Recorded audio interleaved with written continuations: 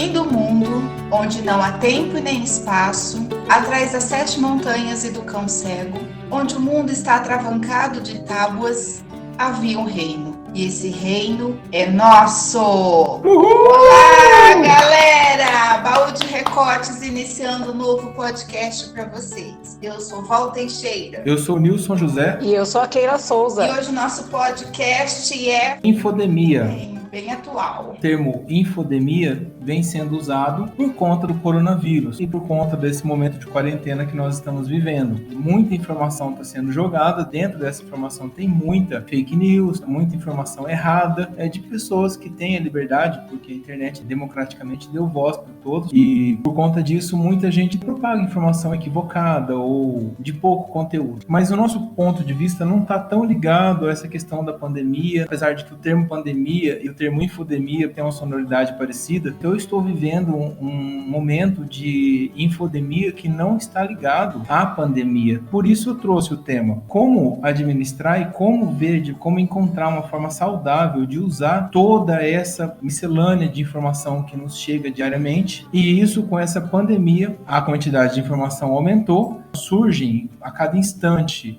profetas da riqueza, de todos os tipos, pessoas que prometem prosperidade, e parece que o mundo explodiu dentro da esfera virtual e a quantidade de informações que chega é absurda. E num momento que a sociedade está congelada, o trabalho está pausado, isso tudo gera um desconforto muito grande, e eu volta e meia debato com vocês duas esse desconforto que eu sinto, porque o meu trabalho foi diretamente afetado. Eu sou fotógrafo de eventos e em 2 semanas eu tive 8 meses de trabalho totalmente cancelados. E isso causa uma insegurança, uma incerteza, uma instabilidade que fica potencializada com essa quantidade de informação, e o mundo traz isso para você do tipo: você tem que se redescobrir, você tem que se renovar, você tem que e aí a minha questão vem da seguinte forma: todo o termo de redescobrir, recriar, está ligado a colocar a sua profissão dentro da rede social, dentro da internet. E eles falam como se o mundo estivesse sendo descoberto agora pela tecnologia da internet, só que isso não é verdade. Então o e-commerce não é uma novidade. Só ensino EAD também não é criar, não é novidade no mundo. Isso não é novidade, isso não foi criado agora. Rede social também, quem já participou do Orkut sabe que estamos falando de 8 a 10 anos atrás, ou mais de 10 anos atrás, né? Eu acredito que bem mais de 10 anos atrás. Mais de 10 anos. Mais de 10 anos, então. Veja só, isso tudo que a gente está vivendo, ele explodiu nesse momento por conta da situação, mas não é novidade, nada é novidade. Novidade está sendo a obrigação da gente se adequar a esse novo momento. Como isso é desafiador? Porque o trabalho que eu escolhi fazer, o trabalho que eu faço, não é um trabalho que eu caí de paraquedas como um adolescente que procura seu primeiro emprego. Não. Eu tenho faculdade, eu tenho outras coisas que eu larguei para ser fotógrafo. E aí, de repente, o mundo olha para mim e fala assim: não, você agora tem que reiniciar. Aí vem a pergunta: como filtrar? Como viver bem com isso? E aí? Pois é. Mas eu entendo, na verdade, ela não criou, ela só trouxe à tona uma situação que ela já existia. Então, de repente, a gente precisou olhar para ela, porque até então, eu, como fonoaudióloga, eu tinha só os atendimentos presenciais, né? O conselho autorizou o teleatendimento e, de repente, ter que olhar para o teleatendimento, que era uma coisa que eu não tinha pensado ainda em fazer e achava que talvez nem seria eficaz, né? Eu entendo que em algumas situações realmente não é interessante, mas alguns atendimentos eu tenho feito e estão sendo bem promissores. Eu acho que já era uma coisa que existia, a pandemia ela só escancarou. E eu acho que é muito rico isso, porque a gente vive de reinvenções na nossa vida, né?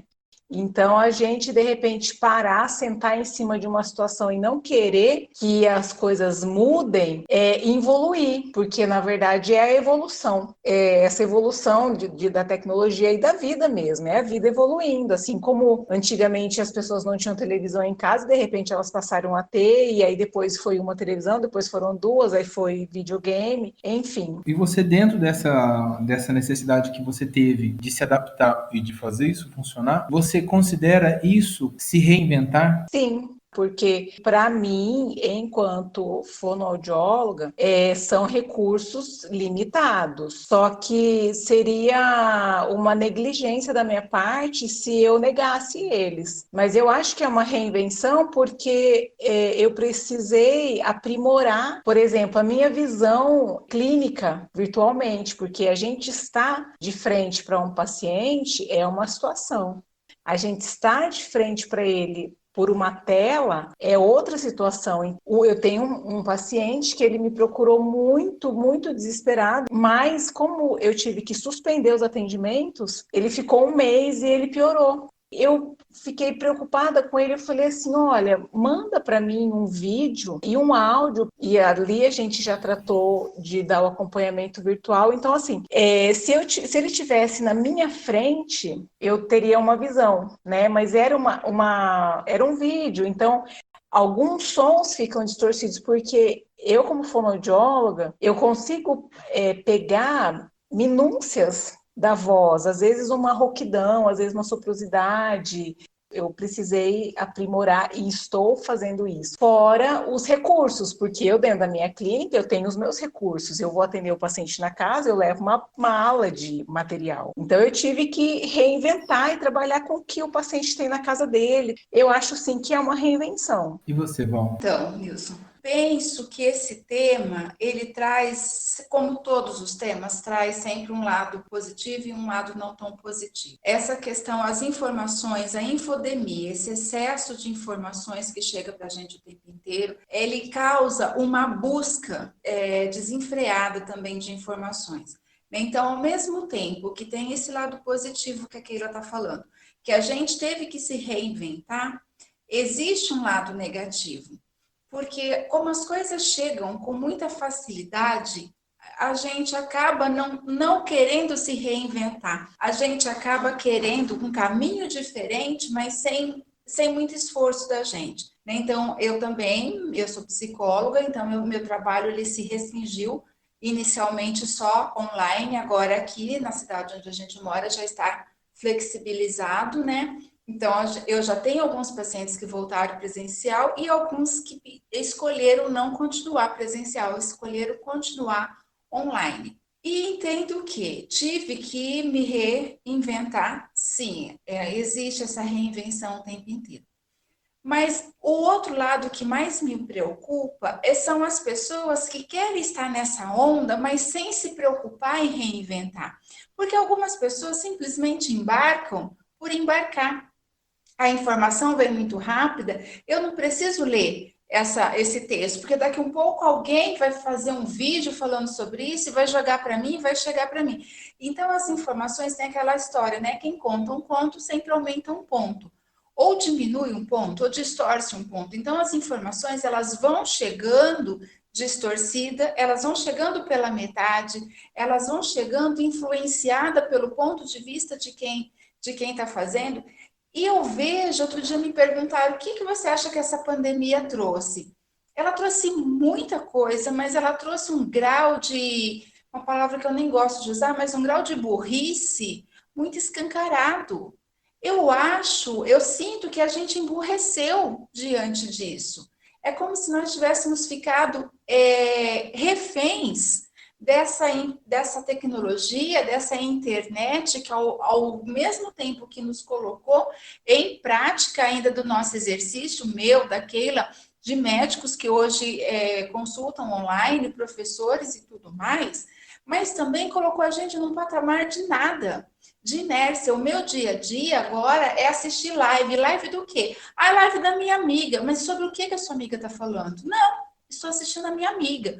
Então, trouxe um bloqueio também de objetivos.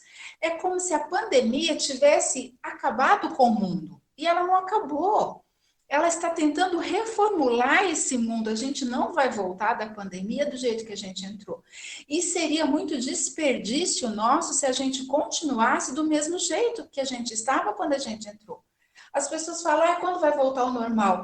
Não deu para entender que aquele normal não vai existir mais? Por muito tempo nós vamos usar máscaras. Por muito tempo a gente vai se preocupar com aglomerações, ou pelo menos deveria se preocupar com tudo isso.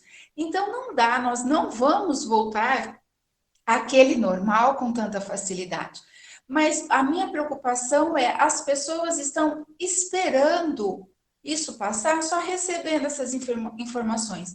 Quem de nós que nunca recebeu informações que é óbvio que é mentira? E a gente não precisa ir muito longe, né? Porque vamos pensar assim, a internet, ela disponibilizou informações muito fáceis e para todas as faixas etárias. E a gente vê, nós temos assim, os nossos pais, eu acho muito bonito ver eles engajados nisso, assistindo os vídeos que eles gostam, tudo, mas a preocupação que a gente tem com as informações que chegam para eles sem nenhum crédito, sem nenhuma informação de onde veio, de procedência, de veracidade, e o quanto que isso mexe com a cabeça deles. Porque nós, apesar dos pesares, né, apesar assim, da gente não ter sido criado já nessa geração, os nossos filhos, sim, mas a gente já desconfia com facilidade. E eles não. E a idade das pessoas de 60 anos até 60 anos para cima, hoje eles estão dentro dessa internet e eles estão sendo vítimas, porque eles se preocupam com as informações que eles recebem e eles passam essas informações. Então, eu não sei, essa infodemia, ela trouxe reinvenções, sim, mas ela trouxe muito aprisionamento. Eu penso, é um risco. Para mim, ela me oferece muito risco. Eu ia fazer antes, eu ia fazer a ressalva que, na verdade, que a gente já estava vivendo isso muito antes da pandemia, né? Sim, com certeza. Eu gosto muito de atividade física, eu gosto muito de alimentação saudável, só que eu vejo o perigo que se vive hoje, principalmente nas redes sociais, do tanto de blogueiros pregando receitas milagrosas, treinos milagrosos, e tem pessoas que elas vivem do marketing, elas vendem produtos que não funcionam, só que aquilo é um comércio. Então a pessoa ela precisa mostrar o seu dia, o que ela está comendo, o que ela está fazendo. Eu começo a perceber que aquela pessoa ela está vivendo um ambiente doente e ela está adoecendo outras pessoas. Porque a pessoa, se ela não levantar e não fizer aquele suco verde detox igual a da blogueira que toma todo dia, igual o doutor fulano de tal que falou que tem que colocar não sei o que, não sei aonde, de tal jeito, a pessoa não vai ser saudável. E aí isso começa a enlouquecer as pessoas. Eu estou falando isso nesse ponto, só que a gente está vivendo uma época de especialistas em todas as áreas. Então, as pessoas bradam que tal coisa é inconstitucional sem nem saber o que é Constituição. Ou voltado para essa parte da saúde, porque os benefícios da cebola, gente, aí a pessoa acha que ela tem que comer 1 quilo de cebola por dia. E aí é o suco verde da semente colhida não sei aonde, aí a pessoa ela quer aquilo. Isso é uma ressalva, esse excesso de informação nesse ponto, porque está adoecendo as pessoas. Infelizmente, está adoecendo as pessoas. Isso aí é exatamente o que eu estava conversando com vocês hoje. É uma coisa que me afeta muito. Não, eu quero fazer o exercício, então você tem que... Não, peraí, tem 1000 coisas, tem 1000 esportes, existem 1 milhão de coisas, eu não tenho que, eu posso escolher. Não, mas se eu pegar uma pessoa, ele é o especialista do nada, que ele acordou especialista, né? E aí o cara propaga. E como você falou, usar o termo que você usou, ele brada a verdade. Ele é um... Nossa, ele é um arauto. Ele é um arauto. Ele acorda um arauto daquela verdade.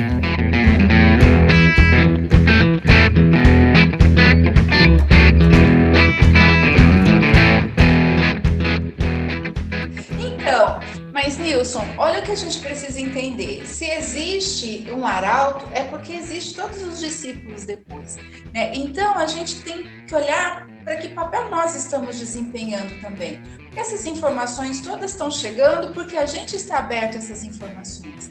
Só existe quem explora porque existe o explorado. Onde foi parar o nosso senso crítico?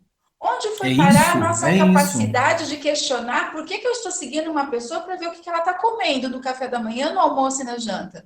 O que faz uma pessoa achar que eu estou interessada na unha que ela fez naquele dia?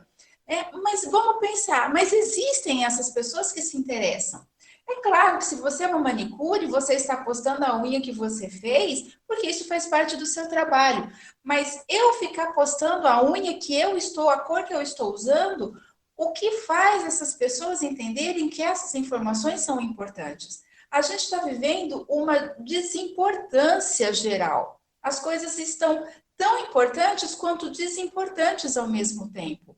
Uma informação real, ela passa batido hoje porque ela está contaminada de tantas outras informações que, por exemplo, hoje mesmo, nós estávamos pesquisando, eu e você, aquela hora, um vídeo.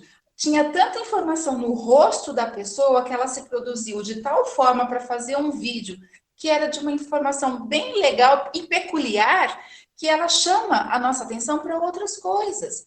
Então, nós estamos adoecidos e, como a Keila disse, não é de agora. Essa epidemia, essa pandemia só veio escancarar muitas doenças nossas. A doença da necessidade de aglomerações, não aquela aglomeração de necessária de um show. Eu acho um show super necessário, eu acho tudo isso necessário, mas o quanto as pessoas estão se destruindo porque elas não podem mais ir ao shopping. O dia que abriu o shopping, as pessoas estavam lá, por quê? Porque elas estavam com saudade de shopping. Não sou contra shopping, não sou contra nada disso. Eu estou questionando a importância das coisas na nossa vida. Então, essa pandemia, ela só veio trazer isso. E essa infodemia, ela já estava acontecendo, mas nós estávamos tão naquele movimento doentio que não percebemos. E hoje ainda tem muita gente que não está percebendo. Eu penso assim. Mas está dentro daquela questão, como encontrar uma forma de filtrar as informações, sabe? Por mais que a gente queira, ou que a gente acredite que não é vulnerável às informações, elas acabam nos afetando de uma forma ou de outra, mesmo que seja indiretamente. A gente tem a preocupação com as informações que chegam até os nossos pais, porque nós fomos criados dentro de um ambiente que gera tanta informação que a gente passa a questioná-las. Eles não. E para eles, o que está escrito é verdade. O que está sendo falado no rádio ou na TV é verdade. E eles não têm a questão de montagens. Nós sabemos o que é uma montagem, uma edição. Para as pessoas com mais de 70 anos, o que é isso? Montagem de foto, você está ali aquela foto, porque aquela foto é real, é verdade. Sim. Eu comento isso, às vezes até falo, né, com a mãe, tudo, falo, mas é médico mesmo? É doutor de verdade? É doutor do que está falando isso? Porque assim, na internet, qualquer um é doutor. Por isso que eu acho que é muito perigoso. Eu faço uma filtragem mesmo, assim, aquelas pessoas que eu acho que não está me acrescentando em nada, por algum motivo eu comecei a seguir, mas eu tô vendo que está sendo banal, eu paro. Às vezes eu me questiono no sentido assim, será que eu tô me incomodando com essa informação? Porque eu tô sabendo que ela não é verdadeira e eu queria que essa pessoa parasse de falar isso? Ou será que é porque eu não concordo e isso já está me incomodando e eu deveria continuar para eu absorver?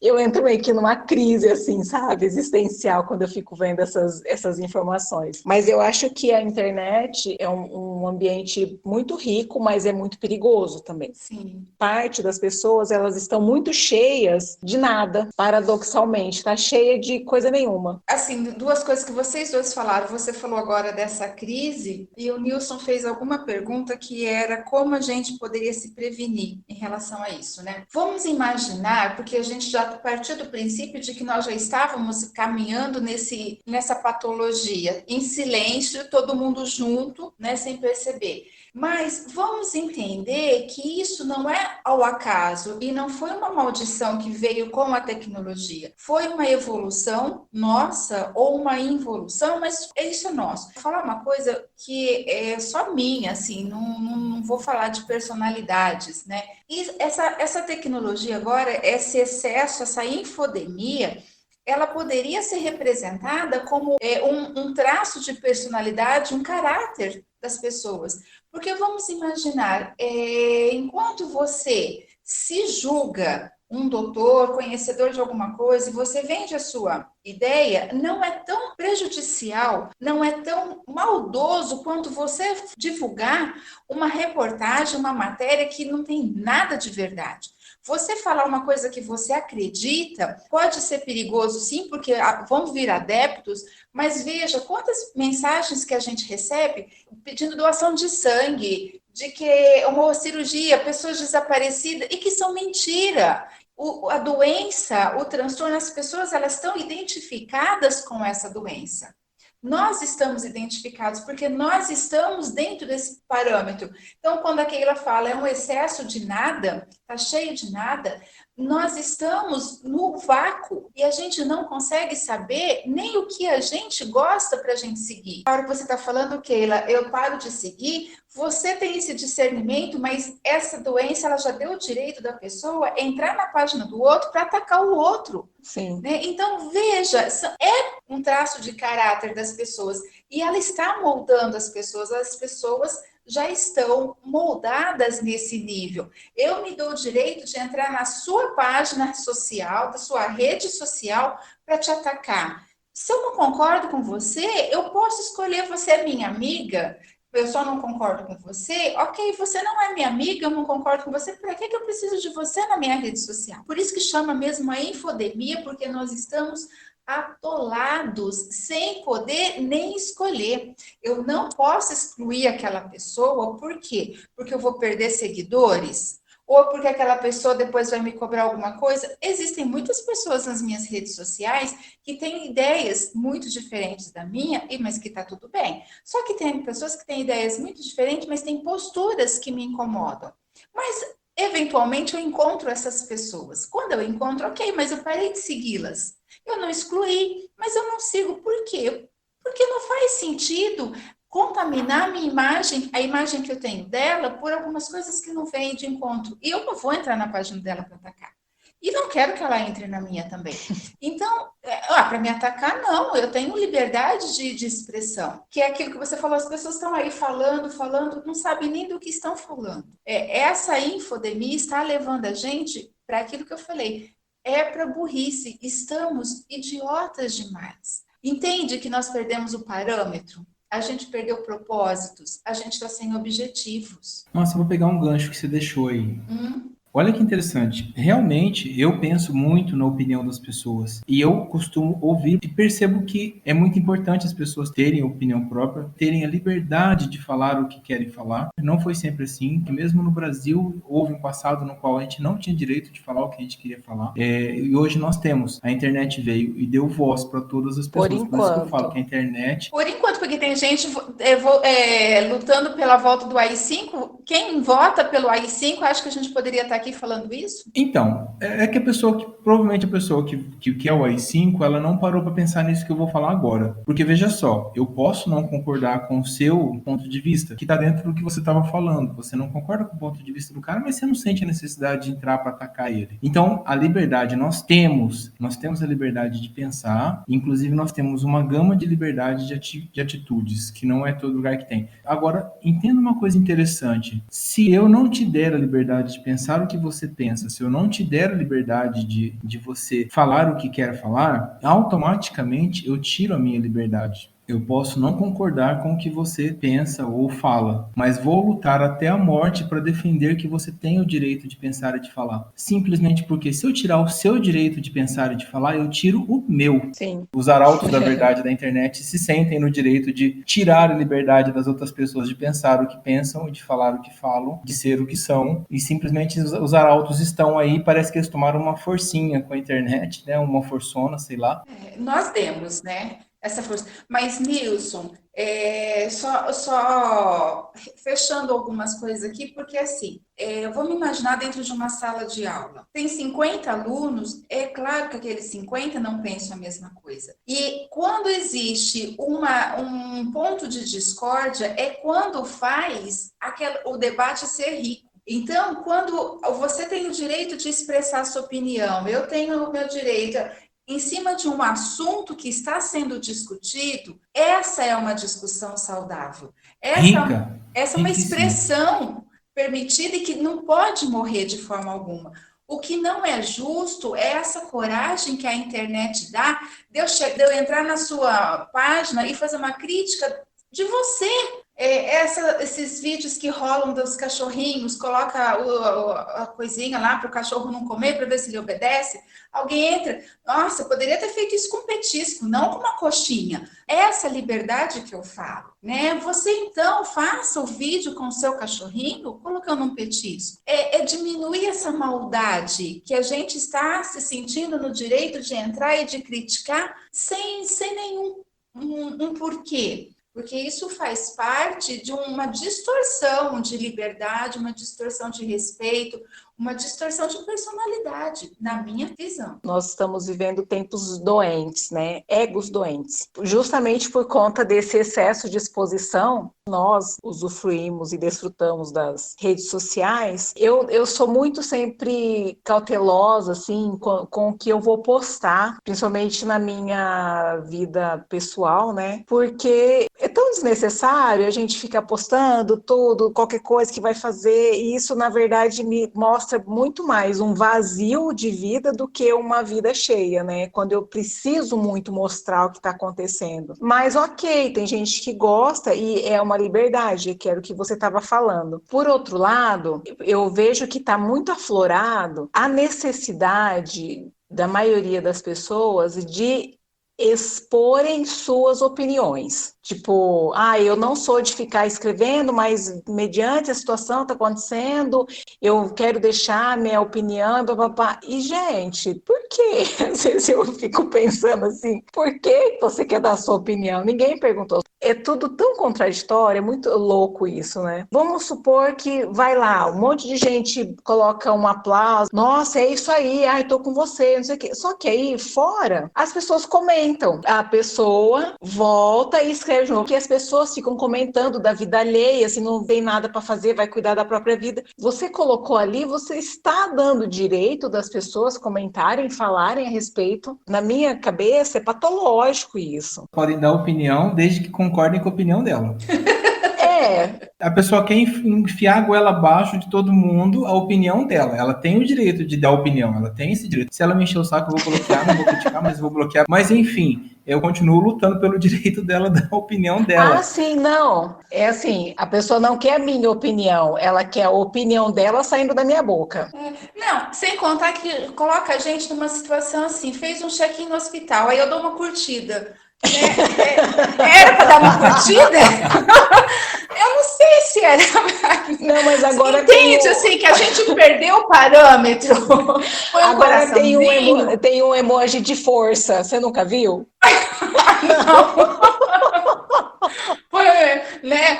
Mas entende assim que a gente perdeu o parâmetro de tudo. É uma verdade isso. Aí a pessoa coloca luto. E começa, que foi, amiga? Que morreu? O que está acontecendo? Se eu quero avisar as pessoas que eu acho que é válido, porque hoje a rede social é uma rede rápida para você avisar, é seu pai, é uma pessoa da família, alguma coisa, escreve, vem informar, ok. Aí a gente cai naquela, dou uma curtida também, eu não sei se eu dou ou se eu não dou, mas eu entendi a mensagem, eu posso mandar uma mensagem no privado para ela me passou uma informação. Mas não, as pessoas colocam luto e uma carinha triste. Aí começa, que foi, amiga? O que aconteceu? Né? Nossa, tem um ódio de quem faz isso, que coloca luto e não avisa. Então, mas você como... Eu garro o ódio desse povo. Mas entende quando eu falo que a gente perdeu todos os parâmetros?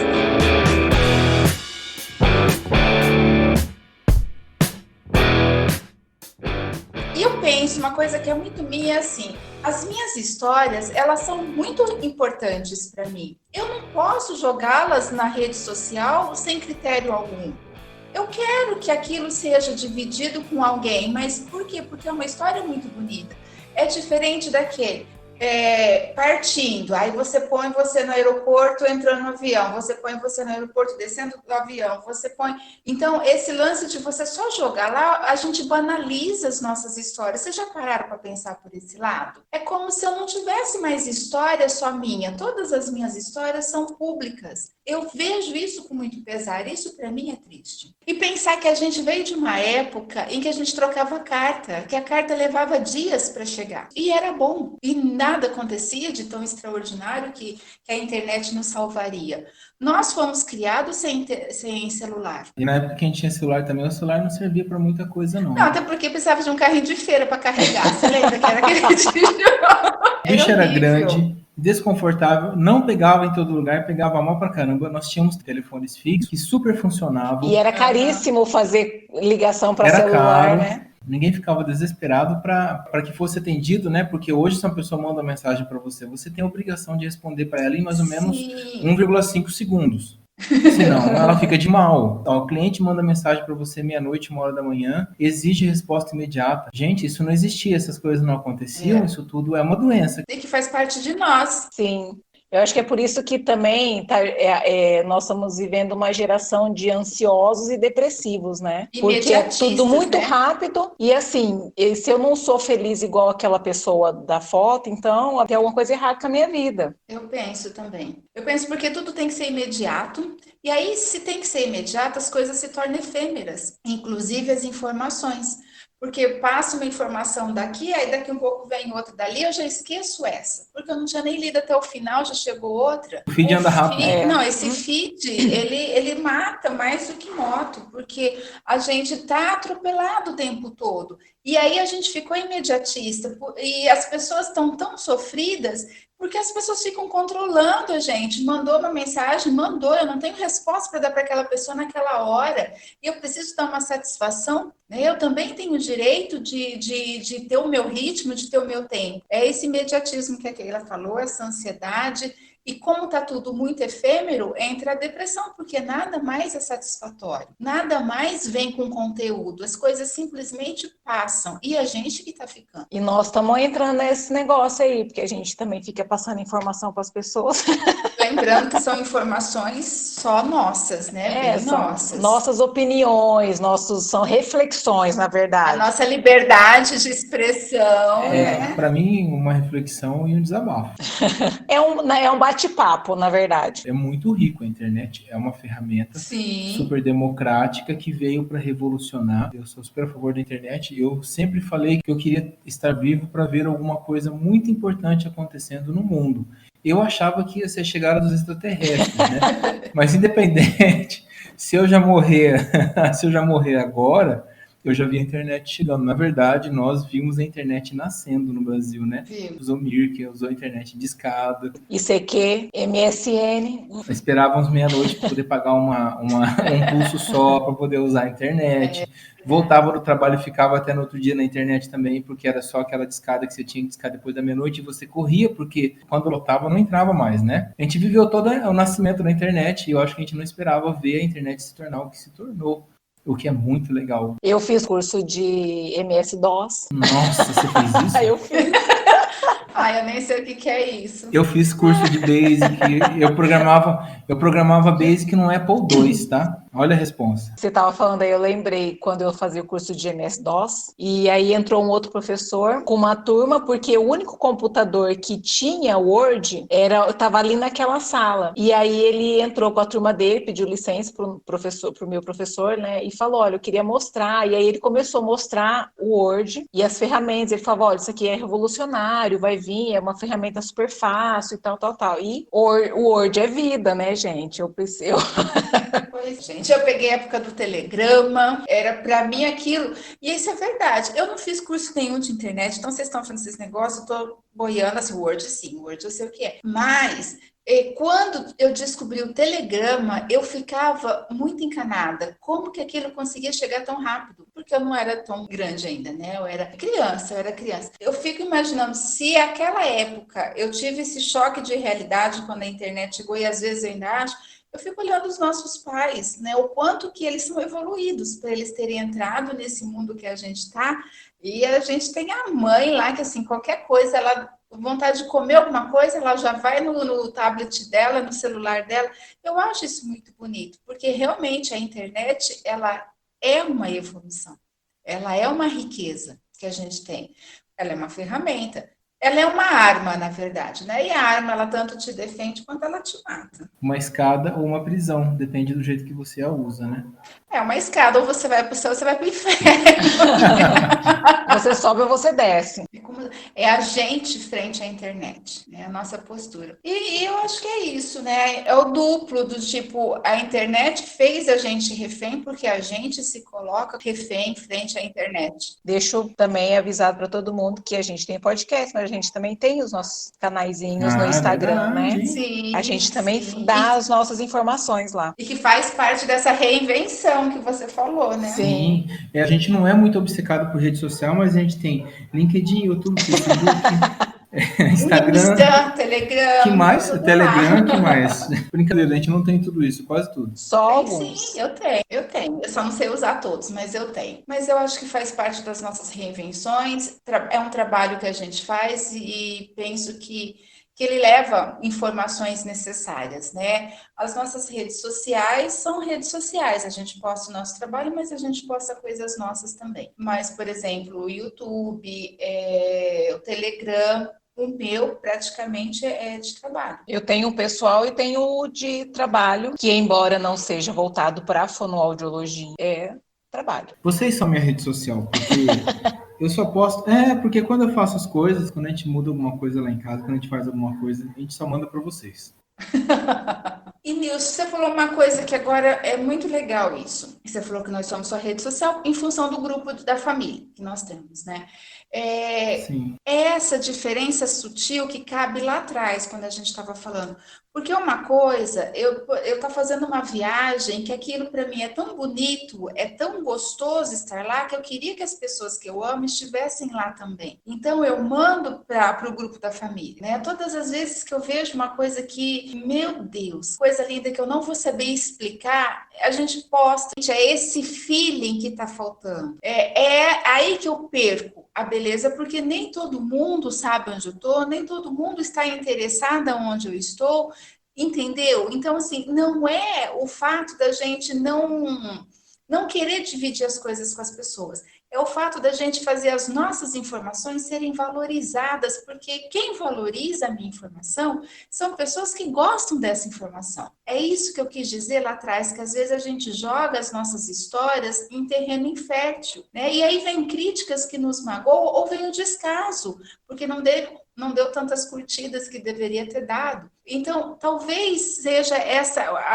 o exemplo que eu queria usar naquele momento. Uma coisa é eu dividir a emoção que eu estou sentindo com as pessoas que eu realmente gostaria que estivessem lá comigo. Mas eu não queria que todas as pessoas que estão na minha rede social estivessem lá comigo naquela hora. Então, se eu jogo na rede social, eu desmereço algumas coisas que são minhas. Era isso que eu queria falar naquela hora. Muito bem. Legal. Então, gente, acho que terminamos. A gente podia fazer um comentário que hoje, pela primeira vez, nós estamos gravando juntos. É verdade. Juntos, pero não juntos, né? porém separados. Apesar de estar na mesma casa, a gente está gravando a primeira vez junto, a gente está em sala separada. Mas eu sinto vocês aqui pertinho também. Estamos todos eu juntinhos. Quero, e agora assim, não vai... Criança... não pode cantar. E o problema é que agora o barulho do fundo de um microfone é o barulho do fundo de todos, né? O trem passou, pegou de todo mundo, o cachorro latiu, pegou de todo mundo. Keila, você sabe que você cantou agora? Eu lembrei do Bonecote. Eu acho que os Bonecotes podem cantar. Eu não sei. Não, mas se quiser eu canto. Eu acho tão legal. Da Pipanada. Eu gosto do Pepinado. É a Pipanada, né? Eu tinha uma fita cassete deles. Pesquisem. Eu achei a capa. Pesquisem. Achei a capa aqui, ó. Florinda no mundo dos Bonecotes. Lembra da Florinda? Eu sou Florinda.